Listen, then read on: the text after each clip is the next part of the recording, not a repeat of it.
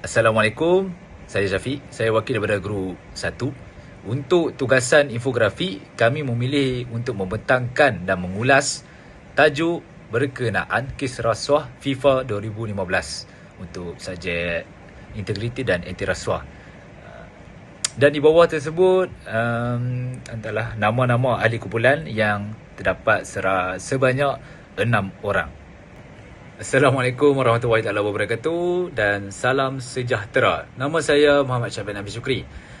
Baik, saya akan memulakan pembentangan kami dengan pengenalan. Untuk memahami kes rasuah FIFA 2015, kita perlu tahu dulu apa itu rasuah. Menurut SPRM, rasuah ialah penyalahgunaan kuasa untuk kepentingan peribadi. Manakala menurut Transparency International, rasuah bermaksud penyalahgunaan kuasa amanah untuk mendapatkan keuntungan secara tidak sah. Kenapa kes ni penting untuk dikaji?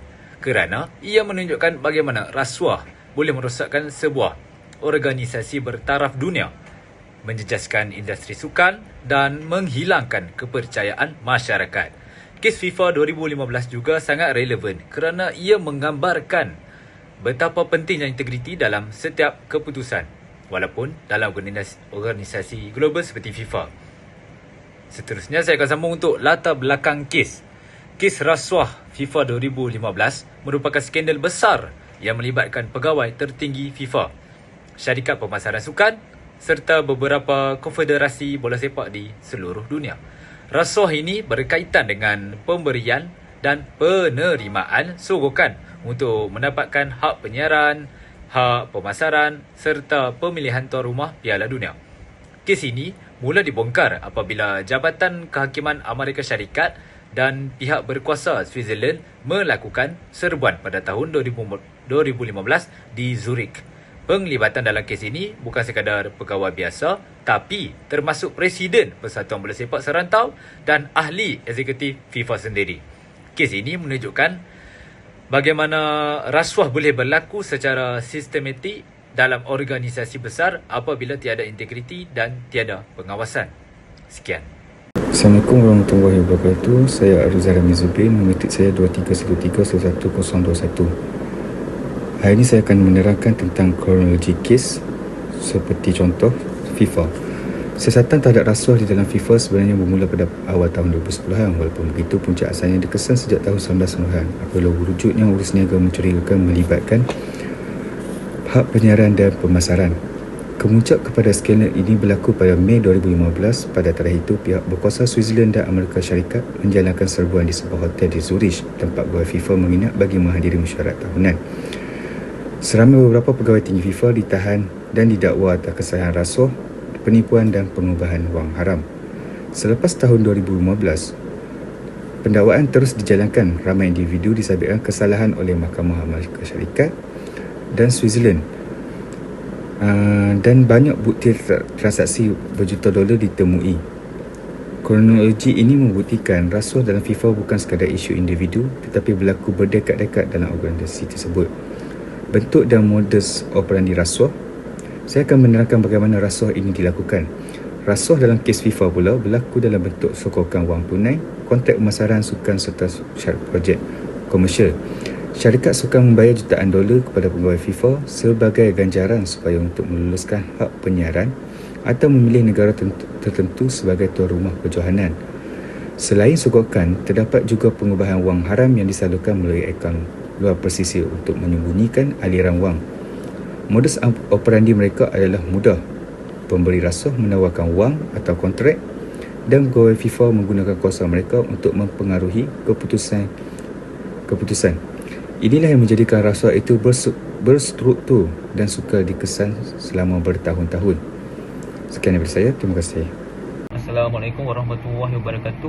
Saya Muhammad Izzuddin bin Azmi. Hari ini saya akan membentangkan dengan lebih terperinci mengenai keputusan mahkamah dan hukuman yang telah dikenakan terhadap para pegawai yang terlibat dalam skandal rasuah ini.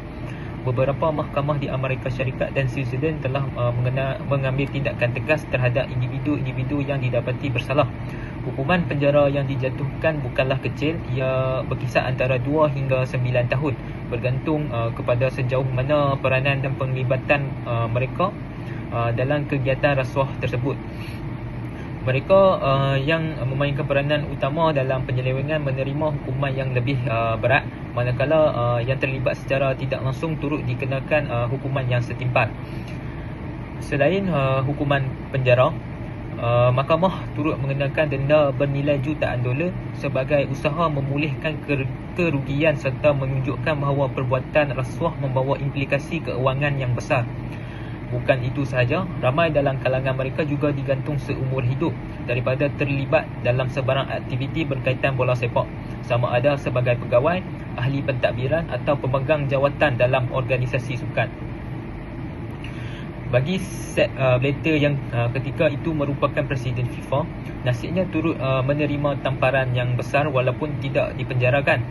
Tekanan antarabangsa serta skandal yang tercetus memaksanya meletakkan jawatan hanya beberapa hari selepas memenangi pemilihan semula.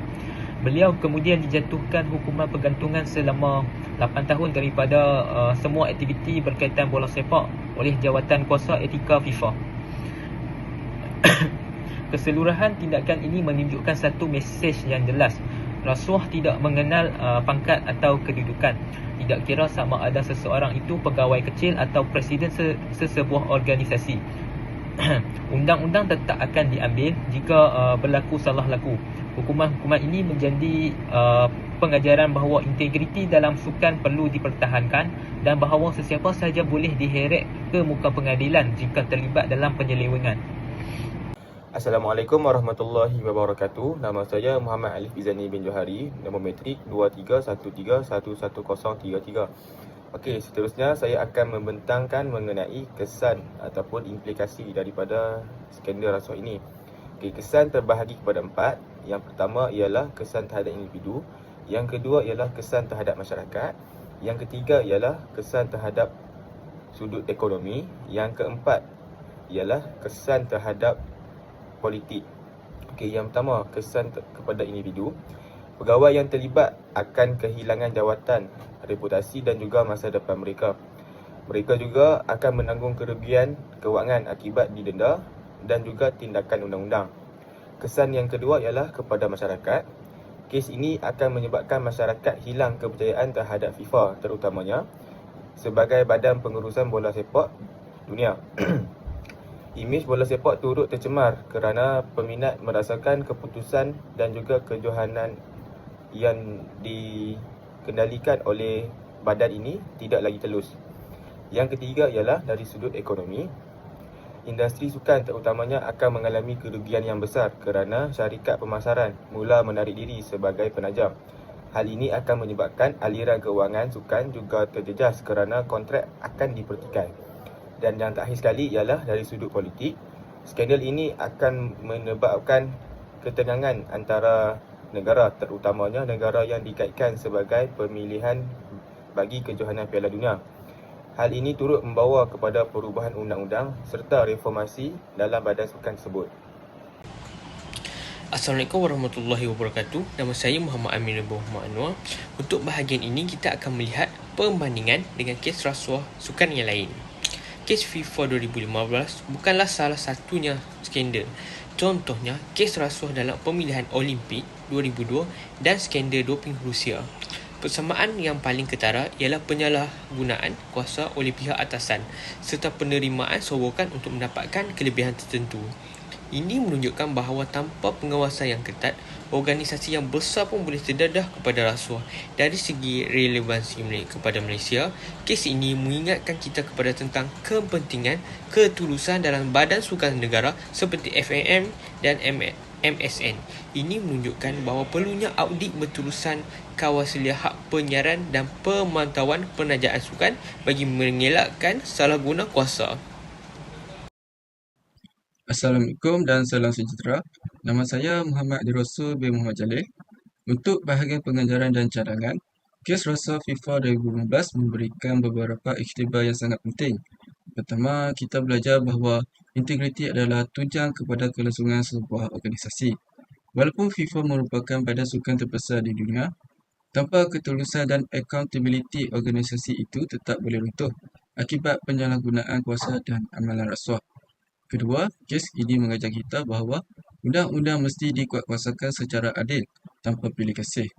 Tidak kira pangkat atau kedudukan, semua pihak perlu dipertanggungjawabkan atas tindakan mereka. Dari sudut cadangan, beberapa langkah pencegahan boleh diambil. Antaranya ialah menguatkan undang-undang anti rasuah peringkat antarabangsa, memastikan pasukan memiliki sistem audit dalaman yang ketat, serta melaksanakan latihan integriti secara berkala kepada semua pegawai sukan. Selain itu, organisasi sukan juga perlu mewujudkan sistem pelaporan yang lebih telus, terutamanya melibatkan kontrak penyiaran dan pemasaran yang sering menjadi ruang kepada salah guna kuasa. Sebagai penutup, kes rasuah FIFA 2015 membuktikan bahawa rasuah bukan sahaja merosakkan reputasi organisasi tetapi juga menjelaskan ekonomi dan kepercayaan masyarakat terhadap dunia sukan. Isu ini sangat selari dengan aspirasi Malaysia Madani yang menegakkan integriti dan ketulusan dalam pentadbiran. Harapan kami pembentangan ini dapat memberi kesedaran tentang bahaya rasuah dan kepentingan memerangi di semua peringkat, sama ada di peringkat global maupun dalam konteks negara kita sendiri. Sekian, terima kasih.